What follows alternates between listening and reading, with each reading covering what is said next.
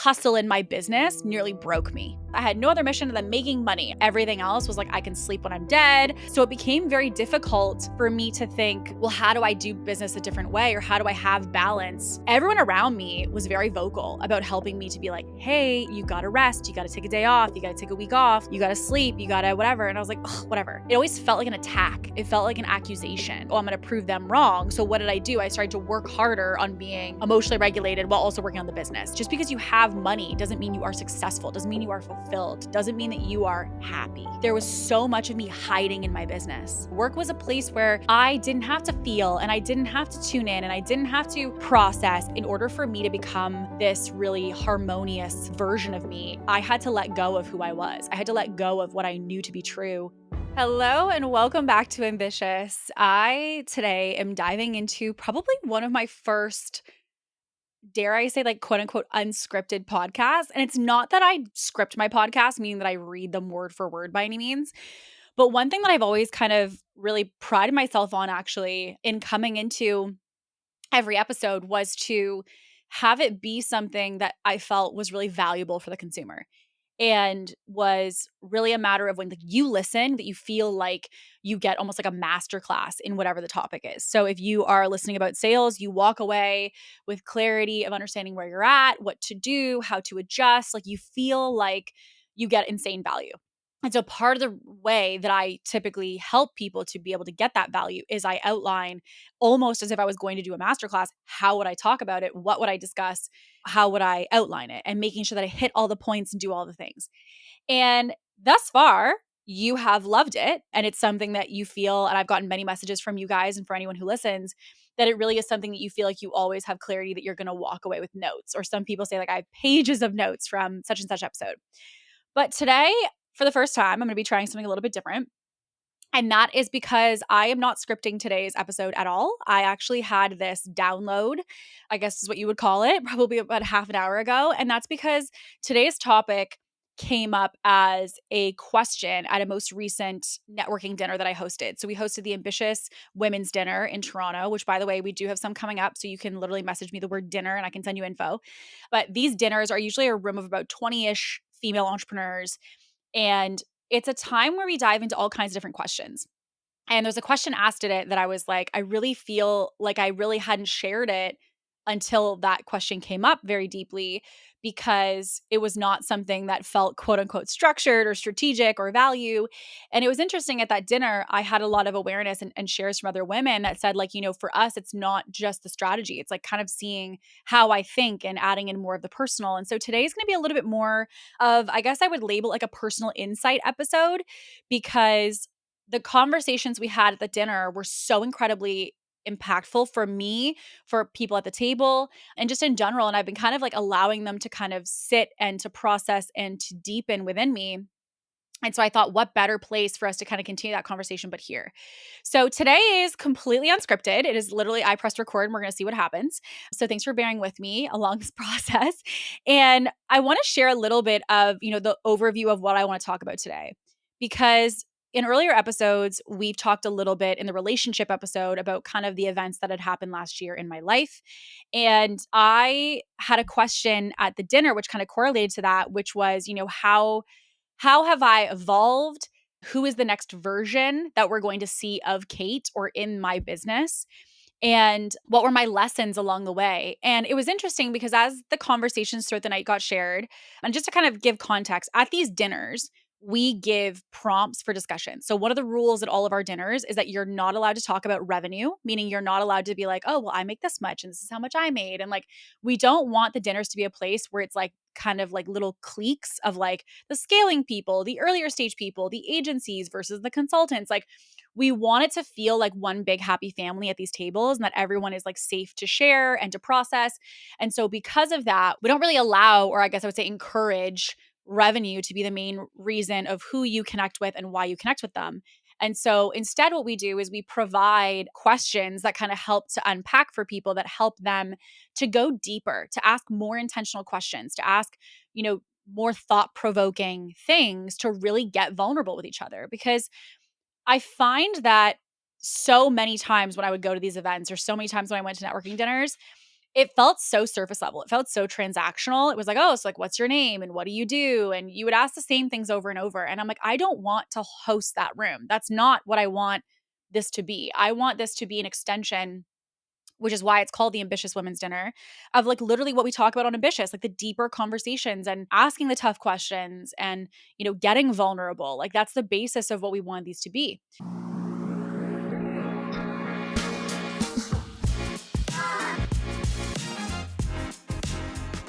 So what we did is at the dinner, we gave pieces of paper around to the entire table. We said, everyone, there's different sections. So some were mindset, some were business, some were relationships, all kinds of things as it impacts female founders. So they're all centered around realities that female entrepreneurs experience. And so the incredible women all passed the paper around and basically with that picked a question that felt good to them. And so one of my girlfriends who was at the table, who I've known in business for a long time, she's like, I think we should add a little fun flair to this, which is that either you can answer the question that you picked off the page or you can ask Kate a question. And I'll be honest, when she originally said that, I was like, well, who cares what I have to say, right? Like this is not about me. This night is not about me. But what I realized was that there was questions that people had and I thought, okay, I talk about strategy everywhere. I talk about strategy on the podcast, I talk about strategy on social media, I talk about it everywhere. Why would someone want to know anything about me tonight? But it was interesting and I had a very nice gentle surprise that it had nothing to do with strategy. The questions that people had asked me were about my evolution as an entrepreneur and the way that I think and the way that I adapt. And they asked a lot of really powerful questions. So I thought I would kind of continue that conversation here today and share some insight of some things that we discussed. So, one of the things that I really want the emphasis of today to be about is that shift from the masculine to the feminine. And I know that as soon as I say that, some of your brains are gonna be like, what does that even mean? And the way I would distill it down is kind of how basically hustle in my business nearly broke me. And I think that the reason this is important because when we think about even the word ambitious, right? When we think about this idea of going for the big thing and going for the big goals and looking to achieve and looking to master and looking to excel, it can really be difficult to do that in a flow type state in a way that doesn't necessarily have detrimental effects to you long term. And so when I first started my business, they had asked me like how did I scale? And the masculine was something that really helped me at the beginning of business because I was like hustle and work ethic was the only thing that I cared about. Everything else was like I can sleep when I'm dead, I can rest when it's done. Like I just didn't get into any of that because I just wanted to like focus on like move the needle, move the needle, move the needle. And at the beginning, I remember it looked like, 6 a.m. in the morning till like 1 a.m. at night, very little sleep, just drowning myself in coffee and caffeine. And I would just put in hours and hours and hours at the computer. And I remember at the beginning, I, didn't really have a lot of people other than my partner at the time to talk to about it. And he was an incredible support. He was a big, big, big support for me in my business. But I didn't have a lot of people to talk to about it. And that's because I didn't come from a family of entrepreneurs. I didn't have anyone who in my family was an entrepreneur that I could consult on these things. And so the only way that I knew to navigate the next step in business was just work really, really hard. And so that kind of, to me, became a slippery slope though, because when I started to work really hard in the beginning stages of business, I also very quickly realized that there were results that were happening from that, right? So it's like when we think about the basis of like cause and effect, if I am putting in a lot of effort and I'm working really, really hard, and then I'm seeing that generate results for me, I'm like, great. Work ethic is the only thing that I have to worry about. Remove everything else. That's going to be the thing that gets me to grow. And I realized at the beginning that I really needed to scale the business to really lean into that. And that was to me like, that's all I needed to focus on. So that's what I did. And so I was like, go, go, go, work, work, work. And that was the only thing I leaned into. But then I realized, okay, well, like if I'm going to scale, it can't be based off putting in more hours because obviously there's only a set amount of hours in a day. So it's a really broken model. And so I started to ask myself, okay, well, like, what do I need to scale? And at the time, I didn't really necessarily have a plan because, again, I didn't have a lot of people to consult at the time. I had no one in my family was an entrepreneur. And to be honest, I didn't really have a vision. Like I think we often talk about when we start our businesses or when we're scaling our businesses, we often talk about vision. And we're like, okay, like what's your vision and what's your mission? I'm gonna be honest and be very direct with you. At the beginning of my business, I had no other mission than making money. I was like, I need to make money to pay for my life, to pay for my lifestyle, and to be able to leave my 9 to 5. And I remember I shared with the girls at the dinner, I wouldn't say I lied to people, but I definitely wasn't forthcoming entirely about my business at the beginning. And I think the reason being was that I didn't feel like I understood my own vision yet. And so then thinking about letting people in on that, I didn't feel confident to let people in because I wasn't solid. So I knew that if someone poked a hole in what I was doing, they would kind of like basically figure out that I didn't have a good plan yet. And I knew that. It's not like I didn't know. I knew that I didn't have a very good plan, but I was kind of like scrappy. It was just okay, like work hard and we'll figure out the pieces. And so I thought originally if I have to let people in to help me here, they might poke a hole in my lack of vision or my lack of plan. And like I can't focus on that noise right now. I can't tune into that right now. And so I remember just putting my head basically in my computer and I isolated quite a bit. I wasn't really socializing a lot. I by no means would say that I had quote unquote work life balance. Like that was just not something that I would say I identified with. And I think at the time, if I'm going to be honest, it served me. Like I really think that time, while not healthy to not have relationships and quote unquote balance, I think that in a way, like I always believe the tough things that we go through always serve us in some way, whether we can see it or not yet. And the lesson looking back on that was like, I realized even now it's something I put into practice. When I am really struggling, when I'm really trying to figure out a problem and I'm trying to like solidify a vision, I oftentimes will give myself space to get away from stimuli, to get away from text messages, to get away from conversations, to get away from additional feedback, because oftentimes I realize I can hear my voice a lot louder when I minimize the voices in the background. Now, at that time, that was like a year. So it wasn't like a quick 2 week break or a one day taking a Friday off at the time. At that time, it was an extended period of time that I was not, in communication with people. But as time progressed, I wasn't needing so much alone time. Now it might be like a Friday at a coffee shop and I'm like, boom, I got it. Let's go. So the thing that I think, really shaped me and really helped me and I learned from that was that I think that a lot of the time we let other people in to help us get clarity when oftentimes we have our own clarity. Like I remember a mentor had said to me, like, you have all the tools and all the awarenesses you need. It's just a matter of unlocking them. And what I realized was that, like, I didn't need someone else to give me the vision. I didn't need someone else to solve the problem. I needed somebody to amplify and turn up the volume on the noise that was already happening in my own head.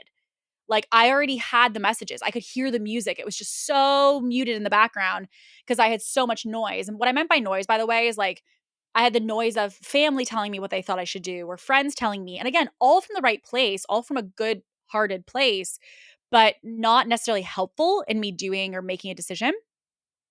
And so they would share with me and I would have all the stimuli and then it made me second guess myself and make me wonder, am I doing the right thing? Is that the plan? Because so and so said this to me. And I really think that practice of getting alone time and realizing you have the tools and the clarity you need, it's just a matter of unlocking them. You have to trust yourself as an entrepreneur.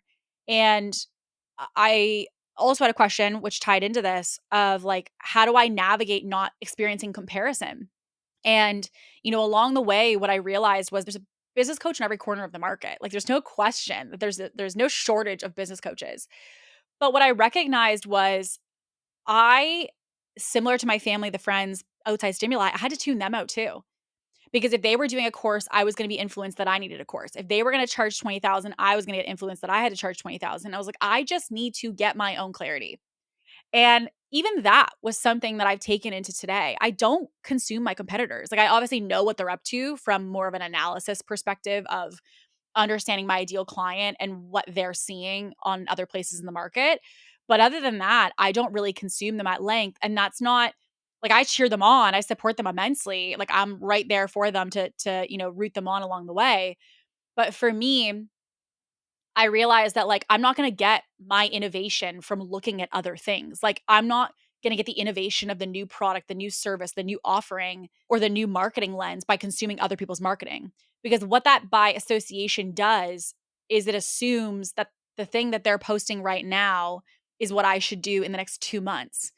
And what I will say is like most of the time, any brand or business, including myself, something you're seeing us do today is something that got planned 2, 3, 6, 9 months ago. So it's not always something that is like a direct cause and effect that they just did. So I recognize like my answers are not going to come from consumption. They're going to come from clarity in me. And, I really think and I attribute it to a big piece of my success. But when we kind of go back a little bit to the masculine feminine, how does this tie in? You'll see here that this season was about isolation. It was centered around hard work and a lot of work, work, work, work, work is the answer, zero rest. It was centered around like a lot of my own thoughts being in my head all day, every day. And again, it became difficult because it showed results. It actually, over time, was the thing that scaled our business. So it became very difficult for me to think, well, how do I do business a different way? Or how do I have balance? Because this is generating incredible results for me. Why would I ever change it? And honestly, when I was growing my business, I scaled my business to 7 figures in the first 18 months. Would I recommend that to anybody? No. There's a different way to do it. And I wish I had. I wish I had done it a different way. But the different way to do it is to actually be intentional about checking in with yourself and saying, how do you feel emotionally, physically, spiritually? Like, how are you doing in the pursuit of the building of the business? And I don't think I checked in with myself enough. And what I recognized was the people around me were checking in with me constantly. Like they could see it plain as day of what I was navigating, which was the fact that I was not sleeping. I was super, super bloated all the time. My skin was breaking out like never before. I was gaining weight. I was constantly on this emotional roller coaster, up and down, up and down. And everyone around me was very vocal about helping me to be like, hey, you got to rest. You got to take a day off. You got to take a week off. You got to sleep. You got to whatever. And I was like, ugh, whatever.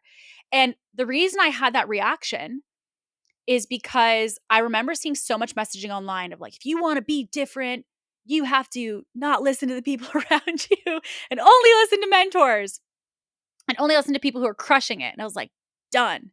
So I did that. And I would have this messaging of like, it was, hustle, hustle, hustle. It was like literally hustle culture. And I bought into that, not consciously, but subconsciously, I was bought in. I was like a raving fan of hustle culture. And I'm like, again, I can sleep when I'm dead. I can rest when I'm whatever. And so many people, team, family, friends, everyone around me was like, hey, like you should take a day off. You should relax. And I think I chalked it up in my mind to the belief that like, well, they're not like me. So they don't have the same goals as me. So I'm going to push, push, push. And really what I can now see is like a very great excuse to just continue the behavior that's detrimental. So now I'm in a different headspace, so I can see it very differently. But what I recognize is that I wasn't at a place to hear it. And I want to also share, because I shared this with my mom actually the other day. She's like, Kate, but at that time there was no getting through to you. There was no getting through to you. Like you could not hear us. Like it was just like you wouldn't listen. And I said to her, my awareness now, because we just kind of like always have open discussions, me and her. My awareness now is that I think I would benefit, and maybe even an invitation for you, for people in your life, regardless of what it is, if there's something that you would like to invite someone into to explore. I started to look at maybe the invitation was that you guys shouldn't have been telling me what to do, but asking me. Like I was like, I realized at that time, no one asked me, how would you say you're emotionally feeling these days? Like no one asked me. They're like, Kate, you're, emotionally up and down. It always felt like an attack. It felt like an accusation. And so, like anything, when someone tries to say I'm one thing, I'm like, oh, I'm going to prove them wrong. So what did I do? I started to work harder on being emotionally regulated while also working on the business. So like it just didn't work out. And I realize now, for me, an awareness of that was that when I want to create change in someone, it's not, I might know exactly what they're doing, exactly what I would want to say, but I recognize, like almost like when I coach clients, that's not going to get the movement that we want, because the movement we want is getting them to realize. And this is like coaching 101. Coaching 101 is not about telling someone, because oftentimes before I ever ask a question to a client, I know what they're going through, but I'm asking so they can have the clarity, not so I can have the clarity. And I feel like for me, looking back, I didn't really have anyone asking. I had people telling me. And I think that's why I dug deeper into my process. I dug deeper into my approach. And so then, along the way, again, like the business is scaling, we're growing. I have so much evidence to say that the way that I'm doing things is working.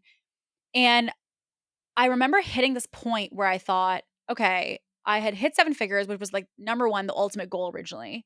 I'd done that. And I had this amazing team who was helping me build. I had these amazing clients. I was charging the prices I wanted to charge. What's the problem? But my life was the problem. My life was the problem. My life, like my business was great. My life wasn't. And when I say it wasn't, I don't want to say this from a place of privilege. So I want to kind of like give context. It's not that, I didn't have a roof over my head or that I didn't have food to eat. That's not what I mean. What I mean by it wasn't great is that I didn't feel good. I wasn't fulfilled. I wasn't confident. And I felt like there was so much of me hiding in my business. Like, I realized that my business was my identity. Someone asked me in the earlier years of my business, "Oh, if you weren't working on your business, what would you be doing for fun?" And I remember being like, "I don't know. I don't know," because my business was who I was. Like, I didn't have an identity. I went from a server to having a business. And then when I had the business, I realized, okay, well, I guess this is who I am now. And so I kind of let that just absorb every part of me. I didn't have an identity outside my business. And then when I started to hit the markers that I thought would make me happy and then they didn't, I was like, uh-oh, what does this mean? And so I realized very quickly that I had a problem. Was I ready to address it? No. And what I mean by I had a problem, I'll tell you some of the things that were coming up for me at that time. And I'm going to kind of get into this because it was part of what we talked about at the dinner. I had friends and I had friends around me, but I always felt anxious to go see them. I felt like I knew that I wanted to see them. I wanted to make commitments, but every time the commitment would kind of be coming up to like go meet them for dinner or go connect, I felt drained. And I was like, "Oh, I don't want to go. I don't want to go." And I felt like I always wanted to be alone. And the other thing was I would also say, like, with my health, I always had this thing of, like, knowing what I needed to do to be healthy, but yet I wasn't doing it. And I would make all these plans and conceptualize and plan things, but I would never actually execute on them. I felt so deeply emotionally dysregulated in a way that I can't quite describe. And it was like I felt like I was on an emotional roller coaster. And, I'll just be really transparent with you. I had a season in my business where I was really emotionally up and down. Like I felt like I was like I'm crushing it or I'm beyond sad. I was just like had both these sides.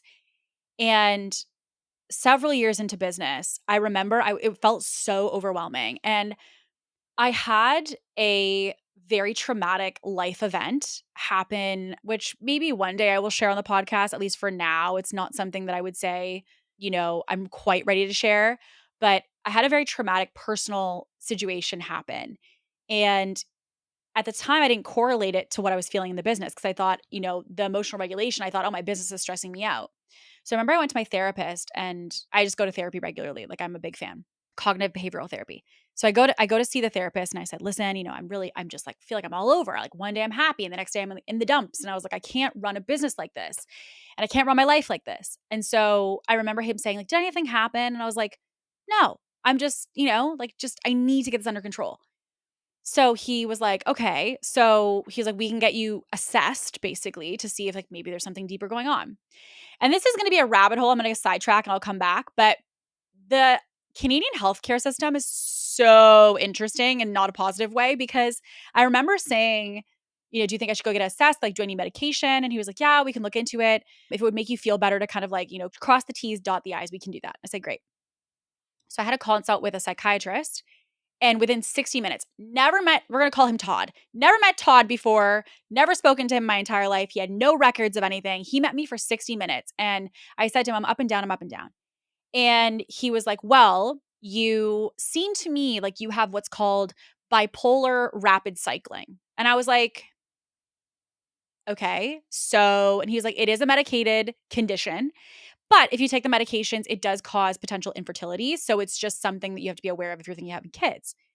And here I am being like, okay, I've busted my butt in this business. It's making all of this money. I've never felt more emotionally unstable and mentally unstable. And then now Todd is telling me that I'm bipolar. And I started to question everything, like everything. And I thought, oh my God, like if I take the medication, will I still have, the same mindset that I have now in business? Will I still be able to work the same? Like I started to spiral because I thought, what does this mean? And I was also like, how is this possible that I've gone to a family doctor, I've gone to a therapist, and no one has mentioned this to me years and years and years now of supporting me? So I remember I called a couple of my friends and I called family and I was like, what do I do? Like, this is what they told me.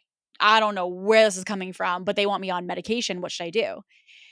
And I remember one of my girlfriends was like, Kate, do not take that medication until we know for a fact that this is the case. Cause she's like, he only talked to you for 60 minutes. There's no way he could possibly know.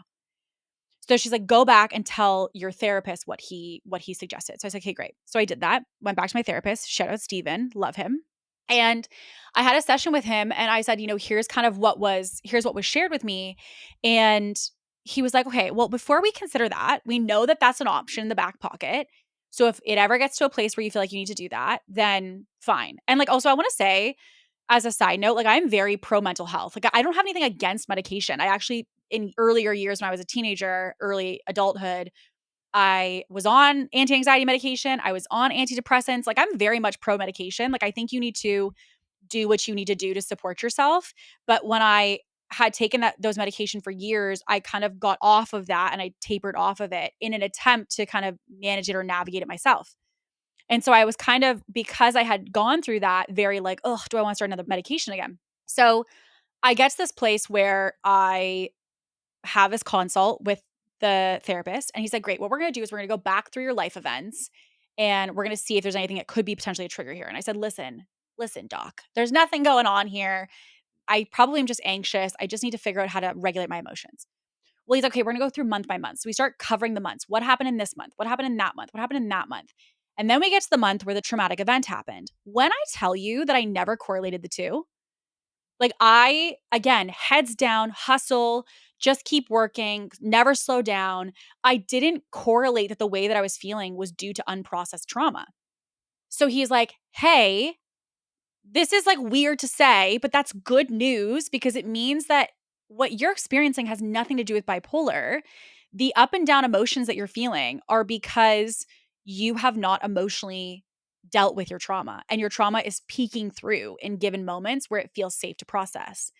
And everything started to make sense for me because I had this trend in years, many, many years of being a business owner. Every December, I take 3 weeks off for holidays. And so does our entire team. We basically shut down the business for 3 weeks over Christmas break. And what I recognized was every time I took break, I would like almost have like a little bit of a mentee bee. Okay. Like I would have a little bit of an emotional dysregulation phase where I was just like really in the dumps and it felt very, very heavy and overwhelming. And then it was like my body finally felt safe to process because there was no work happening, meaning like someone literally turned off the work. My body was like, okay, great. Now it's time to feel. Now we're going to dive in. Now's the moment. Bring the emotions up. And it was like so overwhelming in a way I can't quite describe. And it was so frustrating because it felt like every single time I took a break from work, this would come up. But that was because I was not processing. Like I was not doing the work. There's a book by Nicole LePera, which I really recommend to everyone, which is literally called How to Do the Work. It's a really good read for anyone who kind of wants to dive into this stuff. But there was so much evidence along the way that things were not going well, but yet there was evidence along the way that the business was doing great. And so the reason I'm always very transparent about my journey, because everyone loves the tagline, if you will, of like 7 figures in 18 months. It's cool. And I'm very proud of myself and of our team for doing that. But I also recognize like that's not the epitome of success. Just because you have money doesn't mean you are successful, doesn't mean you are fulfilled, doesn't mean that you are happy. I'm taking a second out of today's episode to tell you about something really exciting, and it is happening right now. If you are someone who is interested in getting scaling support with your business, if you know that you've been able to get some consistency, you've been able to get some sales happening in your business, but you also know that you have untapped potential. You know that you are the person who's been taking notes on the different frameworks on this podcast, that you're listening to each episode, tuning into the different strategies you need. That is an incredible thing to be doing, but it also is very different to consume information versus to integrate that information. And that is exactly what we do with these types of frameworks that we teach here. And we help you to integrate those in a custom way in your business. Right now, our ITI Accelerator Mastermind doors are open. We have a promotion that is happening for a limited time. And I want to make sure that you, as the person diving into all of the strategy, are not someone to miss this. If you are a business right now that is ready to scale, if you want to potentially 2, 3, 4, 5x your business in the next 6 to 12 months, this is your invitation to do so. ITI Accelerator is a 6-month mastermind specifically designed to help you to do that. It is a combination of all the things that I love about coaching. We've got the modules and the course materials to help you learn the principles of what you need to know to scale and my strategies. We also have the one-on-one coaching, which helps you to customize that and integrate it. We've got the group aspects. So you can build a network of women just like yourself. And we have things like a Slack channel that you can contact in between when things come up day to day as they do. If you are somebody who's ready to really step into that next level of growth that you know you have within you and that you know is possible for you in the next 6 months, let this be your reminder. Let this be your invitation to take a step toward that potential that you know you have. So without further ado, let's get back into today's episode. And so I'm hustle, hustle, hustle. And I had these moments like this appointment with the doctor, like with the therapist, or like with this event that happened that kind of, should have been my wake up call to slow the fuck down. Did I? No. And so I went back into work because work was a hiding place for me. Work was a place where I didn't have to feel and I didn't have to tune in and I didn't have to process. I just got to work and I just got to be busy. And so what I recognized was, shit, I'm hiding in my business. My business is not successful just because I know strategy. It's also successful because it's my hiding spot to run away from what I'm probably going to have to face at some point. So we've talked about this in other episodes. It was only once I actually got to a conference and I had a conversation at that conference that opened up my whole world because I was so burnt out. And again, didn't acknowledge it. I was so overwhelmed, wouldn't acknowledge it. And I just kept being like, but I have results and I'm scaling. And I was having people being like, you're amazing. And like, so inspired by you and all these things. It was feeding me going back into the business. And then this person sees right through me and says, hey, but like, are you happy? Like, what would it look like if you did it your way? Instant tears, instant tears. That was about just over like around like a year and a half ago. And again, until that point, we talk in our earlier episodes about consciously unaware, right? We talk about the levels of consciousness and the levels of awareness. I was not even consciously aware of this whole pattern until this had happened. And so at the dinner, the girls asked me about all of this. And this is why I'm sharing it now, because all of this came up, or most of this came up. And what they had asked me was like, what's the next version? And so I kind of gave context to, well, first of all, the short answer is I don't know. I have a gist, but I don't know. And I'm actually really okay with that answer because I think a lot of the time we always feel we need to know exactly what's going to happen next. Like I know where I'm going. I know what my business is going to look like. I know how we're going to do it. I know how it's going to evolve. But like sometimes it's kind of okay to not know. I think about it like someone who's producing an art piece that's abstract and they have all these oil paints in front of them and they have all these different tools they could use. And they're like, I don't know what that painting's going to look like. I have a vision, but it could become something totally different. So about a year and a half ago, I go to this, I have this conversation and it cracked me wide open. And I hired the coach that I met and I went to go do my intensive and that intensive cracked me open more. Because when I tell you, the initial conversation brought a little bit of awareness. And I think about it like a breaking of a window. There was like a crack in the window. It was like a little burst. And then I was like, interesting. And then I tried to put that away. I tried to go back into work.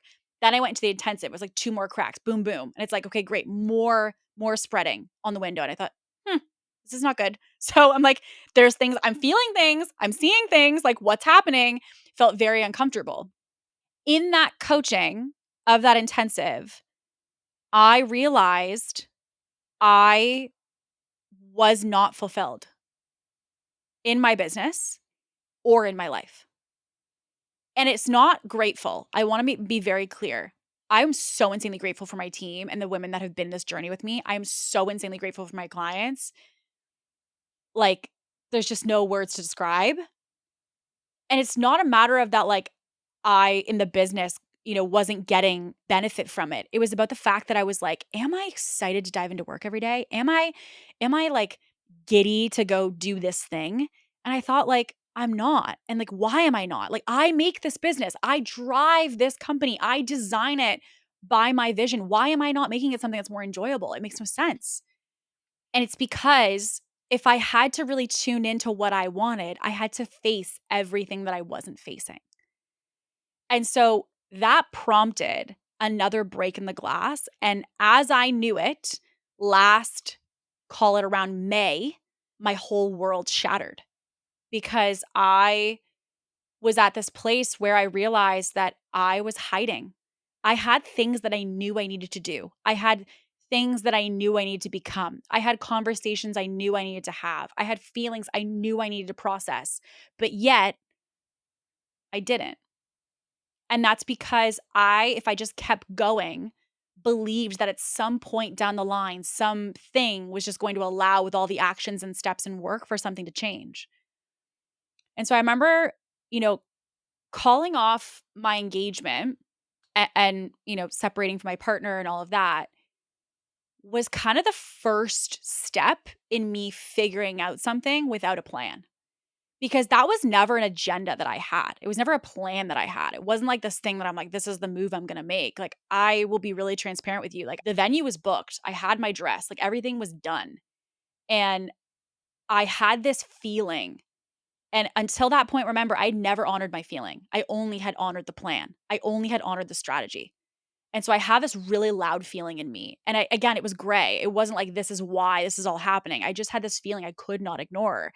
And so I thought, okay, well, this is a gray kind of feeling. It's not very distinct and clear, but I have to move because I need to honor feeling. Otherwise, I'm going to go down this path of just follow the plan and move with the steps and follow the strategy, both in my life and in the business. I was like, I got to do something differently. So I remember taking that step. And when I did, something really insane happened in me. And this I want to say for any of you who are doing something really scary. When you take a step on something that you don't have a plan for and it's not crystal clear, but you're like 3, 2, 1, go, there is such a fire and a trust that happens in you. And you trust yourself at a level you've never been able to trust yourself before. Because in those moments, all you're betting on is you. And when I did, I felt so much shame initially. I felt so much guilt. I felt so much of like, oh my God, am I literally ruining my life here? Like, what is going to happen? But what that split caused me to do is finally feel something. Finally feel something. And I will be honest, I cried for months and months and months every single day. I would go to get my coffee in the morning and I would blast loud music and I would cry as much as humanly possible before going back with my coffee to put my makeup on to get on calls that day.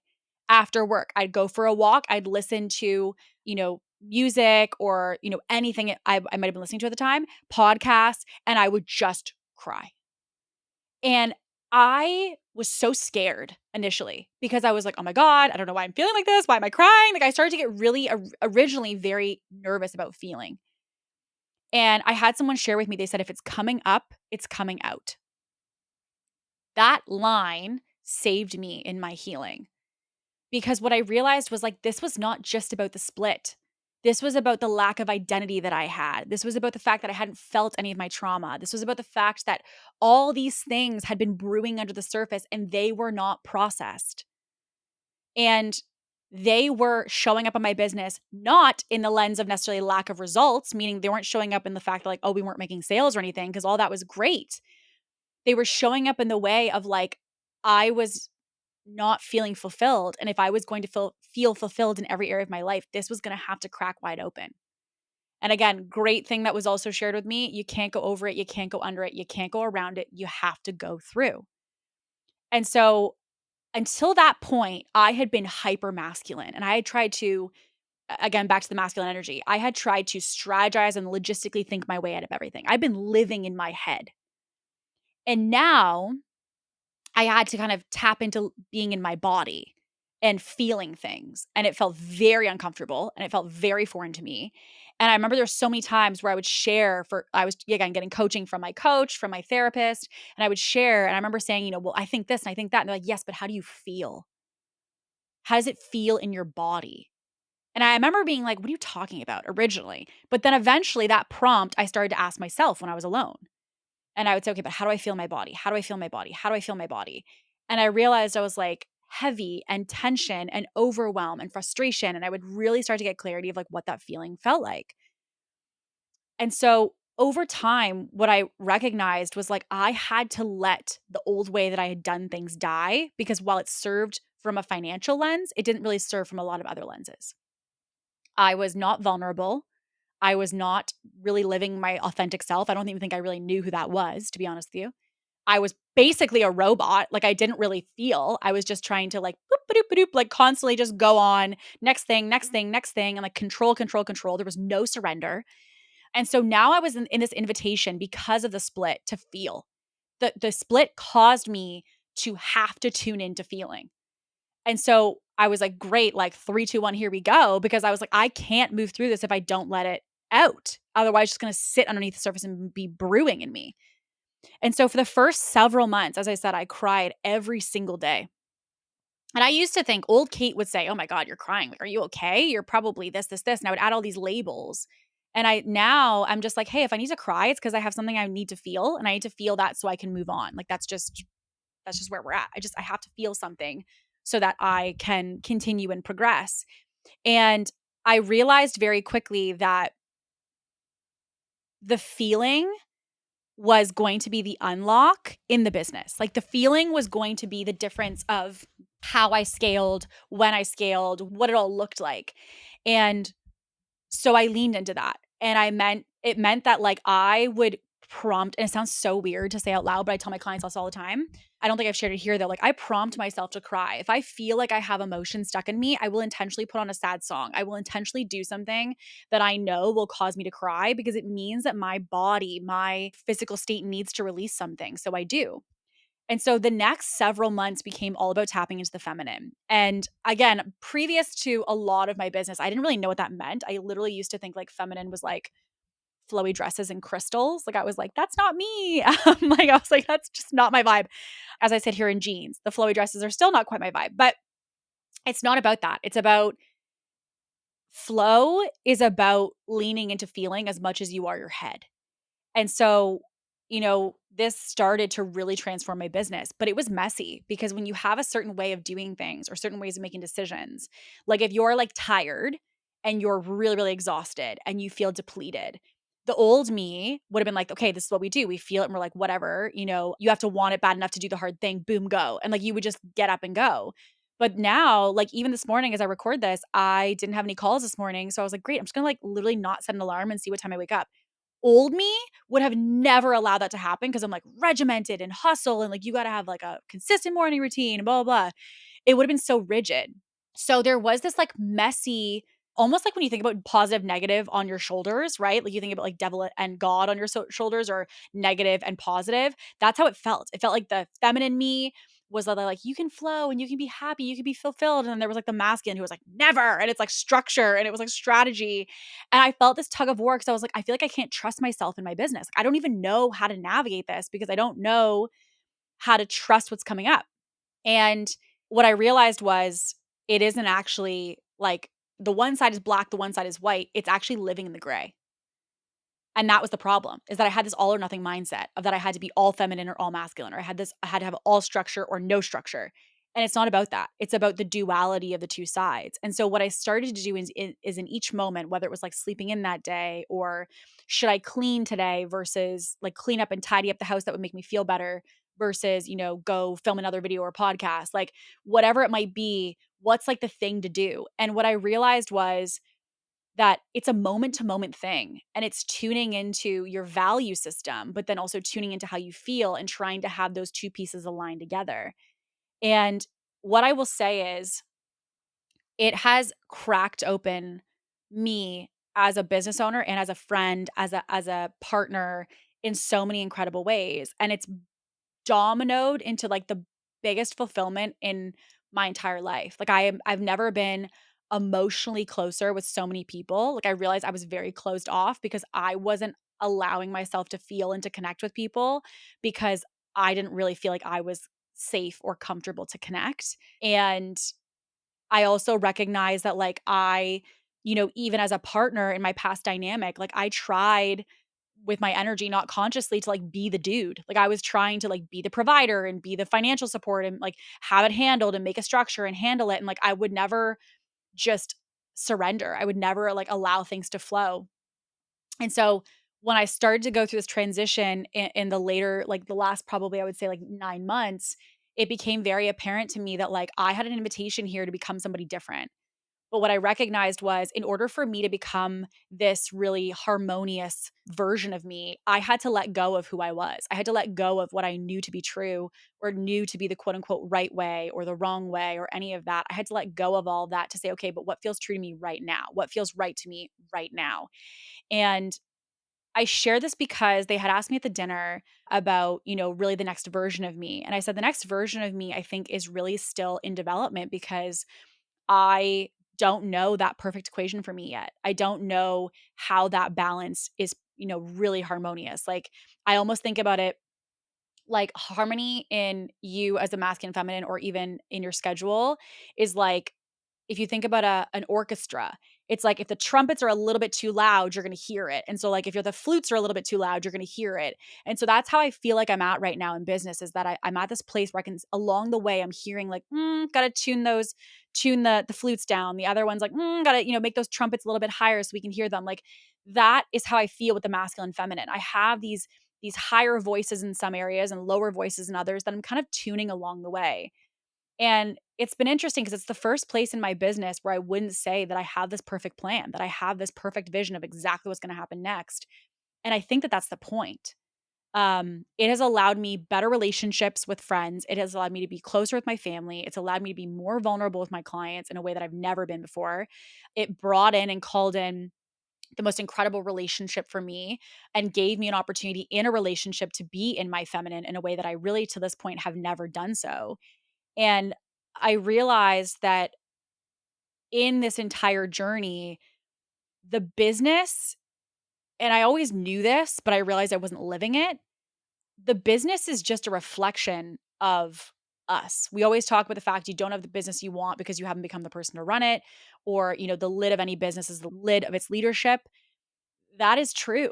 And so what I recognize is like my business was never going to outgrow my operating system. And until that point, my operating system was burnout, hustle, overwhelm, and denial. And so now we're in this place where I'm like, yes, I have drive and yes, I have strategy and yes, I have structure, but it's done so in a way that's not detrimental to me, that it's not going to impact me in some negative way or like basically put me under in order to be able to grow. And so I wanted to share this today and also two quotes that they had asked me about. They said, "Is there a motto that in this journey of evolution has really, helped you?" One of them is for sure, if it's coming up, it's coming out. That's definitely one that I definitely have integrated at a very, very deep level. Another one that I ask myself is, if not you, then who? And if not now, then when? And I wanna kinda give context since I've shared now. If not you, then who? I thought to myself, like, if I'm not gonna save me, then who's gonna do that? If I'm not gonna change this business and how it feels for me, who's gonna come in and just save the day to make this happen? Like, it's me. I gotta be the one to do it. And even when I had, some of those feelings, those little cracks in the glass, as I noted in my past relationship, and I had some things that were coming up that I realized weren't sitting okay with me, if not now, then when? Like when you have 4 kids, when you have, like 2 careers and a home together and all of these things, like if not now, then when? And also for me, it was like, if not now, then when are you gonna feel? I always said like, "Oh, I can't feel right now. I have too many things coming up for me. I'm too busy." If you can't make time to feel right now, then when are you planning to schedule in time for you to feel? Like if not now, then when? And also if not you, then who came up with, you know, thinking about what I wanted to build. There's many times that I share this a lot because I want people to understand you're not alone. There's many times in my business that I've thought about quitting. Truthfully. They're small moments. They're like 30-second or maybe even 1 day moments. But I've had those moments. And then I realize that like if I come from a family who has all had the traditional like path of like go to school, get a job, get married, have a house, have kids, all that. And I knew I wanted to do something different, and it not even just for me, for my family. Like, I knew, for example, for my mom that I wanted to give her a very different life as she ages, and she really did so much for us when we were kids, and so I was like, "How do I do that? I have to do something different if I wanna have a different life for me, for her, for everybody, for my kids that I don't have yet, but I'm manifesting." And so I realized that I had to do different, and Ed Milet talks about this on his podcast, and he talks about the fact that in every family, there's one person who will change the history of the family as it's known. And for me, when I heard that years and years and years ago, I tuned into that. I was like, if not you, then who? Is like, if I'm not going to be the one that's changing our story around money, our story around careers, our story around whatever, like, then who's going to do it? Who's going to change this pattern? Who's going to flip the script? If not me, then who's going to do it? And I realized nobody. Nobody is coming to save. Nobody is going to come and make it all happen. Like, it is me. I am the one who has to, if I want something different, see that different happen. And so, in those moments where I had this difficult time of trying to navigate all the moving pieces, I recognize like it is me. I can be my biggest problem and I can also be my biggest solution. And, even pressure, thinking about, the wedding that was coming up and all the pressure around the timeline, like I was like, I can either, use this pressure as like, oh my God, this is like around the corner, meaning like I have to just, go through with it. Or I was like, use this as the pressure or the, opportunity you needed to finally do the thing. Choose you, choose the feeling, choose what you need. And so I really wanted to share this today because they asked such amazing questions at this dinner. And these are the kind of conversations, by the way, of, partners and masculine, feminine, and making the hard decision and being the change maker in your family and the mottos that helped you to grow and the identities we've outgrown and how we've evolved from strategy to synergy. Like, these are the kind of conversations that women need to be having. And I'm so glad we were able to have at the dinner because today I talked about my story, but so many women that evening shared their story of what all of these different types of topics showed up as for them. And I really want to encourage you that if you are someone who feels like you have maybe even parts of this story that you resonate with, maybe it's the change maker in your family, maybe it's mental health, maybe it's, shifting out of the doer and the masculine into more synergy in your feminine, if it's about, kind of letting go of old identities, whatever it is, I want to invite you, and it's going to be uncomfortable. I want to invite you to share that with somebody because I think what I have understood in this process is that so much of this we're all feeling. Like the most validating thing of that entire dinner was that every single woman at that table was feeling it. Every woman at that table had been experiencing something along those lines, but just never really had a space to share. Never really had a space to feel seen. And one of the women said, I feel really scared to kind of, or nervous to be seen on social media. And so I said to her, do you feel like you're seen by the people in your everyday life? And she was like, "No." And I said, "Okay, great. Well, if you're not seen by the people in your everyday life, start there. Because of course you're not going to feel okay to be seen by the masses of social media if you don't even feel seen by your own mom, if you don't even feel seen by your own sister, if you don't feel even you're seen by your best friend. Like go put the reps in of being seen in these small instances before the big scale." And so what I recognize is that so many of us are going through so many similar things as women. Oh my God. It's like, it was crazy. It felt like everyone had the same theme, same story, same insights and experiences and different flavors.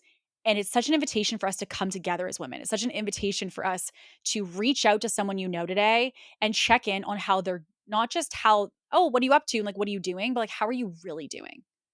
How are you really doing? And I think again, along the way, if someone had asked me that, if someone maybe even at certain moments had asked you that, very different answers would come out because we would have actually been truly seen in the fact of like, I can't hide from this. And I think in today's world, there's so many things happening. There's things happening with the economy, there's things happening with, life changes, with gender roles, with all of these different things. There's a lot of evolution that's happening, some in very positive ways and some in a little bit more intense ways. And I think that this is an opportunity for us to open up more dialogue. If I want like one thing more than anything for the women in my world and also for the clients that I serve, for the team that we have, for the friends that I surround myself with, it's to have the more intentional, the deeper conversation because so much of our day-to-day is surface. If someone says to you like, "Hey, how are you doing?" and you're like, "Good, how are you?" It's your automatic response. Even having that moment to say, and before you answer saying, "How am I really doing?" You could say, "Well, I would say I'm probably, to be honest, like pretty stressed about A, B, and C right now, but I'm feeling better because of A, B, and C that I'm doing." Like that's an actual answer versus just like, "Yeah, I'm good. How are you?" We're just so in this repetitive nature of the surface level things that this conversation the other day just really just landed for me in a way that I can't quite describe because it showed me that every day there are women just like me and you who are wanting to have these conversations, who are having these conversations that just don't quite have a place to do it. And so I wanted to kind of allow this to be a space that we could share today to allow that conversation to happen. With that being said, I am continuing these conversations at more events in the future. We do have a link on our website if you are somebody who wants to join our event waitlist. I'll give you a very quick 101 of it. Our ambitious dinners are really an extension of today's conversation. They are an opportunity for you to connect with all different types of industries, all different types of women at different stages of business. The next one we will be hosting is going to be in the GTA area. So that's in the Toronto area, if anyone's not familiar from the area. And these are typically around 20 ish or so women at a table. We do that intentionally because the goal is by the time that you leave the dinner, you have an understanding of the people at the table and like who you're around, and you kind of are able to connect deep versus just getting a quick name and what they do. And with this, this is really a place for you to connect with people that you really need in your circle right now, to have the conversations that you're really craving to have the activation of other people giving you the real honest truth and feedback that maybe you need in the season of your life or in your business. And so I want to invite you, if you felt called from today, obviously, if this feels like you're like, I got my people, Kate, no worries, then girl, don't even worry. But also if you feel, like me, that you really need that support system, I want to invite you to put yourself in the wait list. The wait list doesn't mean anything. It just means that when the dinner comes up, you'll be first in the know when it happens, and you can decide at that point if it feels right for you. But I want to just invite you to put your name on that wait list as a micro commitment toward you actually leaning into building your community and your network. We cannot do this alone. As entrepreneurs, we're not meant to do this journey alone. We're not meant to build a business alone. This is something that you can have people in your corner to have ideas bounced off of and to have conversations with and to go deep with and to help one another. And it starts with building that network, which is the whole intention of why we want to do this. So the dinners are not usually a crazy cost. They are literally just for us to cover the cost of your meal, and that is it. We do not make additional profit and all this stuff on these events. That's not what they're designed for. This is designed literally just to bring women together and to also enjoy some really good food and wine. So all of that to say, I hope today's episode, in it being unscripted, was okay for you. I feel like I'm feeling like very exposed right now, not in a bad way, but I just feel I'm like, okay, this is very different than my usual thing. So I just want to say it would also mean a lot if you could just give me a quick thumbs up as to, like, I loved the real raw episode, or if you're like, I like the strategy ones better, whatever it might be. I would love to just hear the feedback from you. Any and all feedback is always welcome. I'm always extremely like sponge over here. Give it to me. Any and all feedback's appreciated. So if today was something that you feel like you resonated with, or if you kind of would like a little bit more of the personal episodes, I would love to hear that from you, because it just gives me a cue to kind of keep going with those versus the strategy ones, or maybe a mix of both even. So all that to say, if you want to slide in my DMs, it would mean the absolute world to me. And with that being said, I will see you on the next episode. And as always, stay ambitious.